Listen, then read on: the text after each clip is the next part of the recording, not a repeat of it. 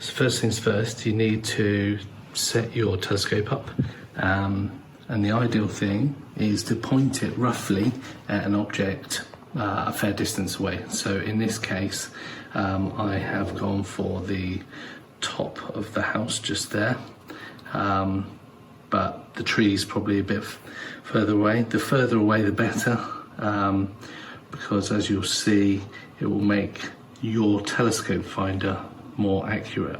Once you've set up the telescope as per the previous clip, what you need to do is look through the telescope finder, viewfinder, and point the viewfinder, the center point, at the object that you've chosen in the far distance. The further away the better, but as I say, I chose the top of the house. So as you can see, I've got the viewfinder here. My viewfinder, when turned on, displays a red dot, which you can just see there. Obviously at night time it looks a lot clearer, and I've centered that just at the top of the house, on the edge in the corner. So as you can see, I've got the viewfinder here. My viewfinder, when turned on, displays a red dot, which you can just see there. Obviously at night time it looks a lot clearer, and I've centered that just at the top of the house, on the edge in the corner. So the red dot on here is pointing at the corner edge of the house just here.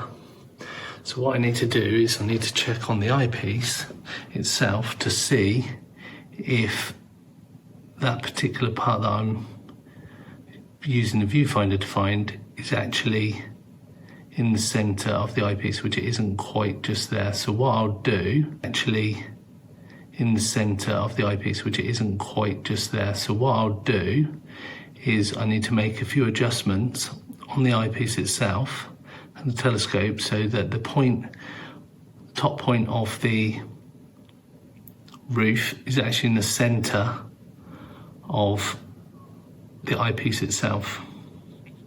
So I'm just going to make a few adjustments. So now the house roof is actually in the center of the eyepiece. And then you come back to the viewfinder and use the red dot to then make adjustments either on the bottom just here or on the front just here, to move the viewfinder dot or the center point up and down to make fine adjustments so it's actually pointing at exactly the same point through the eyepiece. Once you've done that, the telescope is all aligned, and you'll find it a lot easier to use the eyepiece to point directly at a planet or a star, knowing that what you're gonna then see through the eyepiece is exactly that, so you won't have to hunt around in the eyepiece.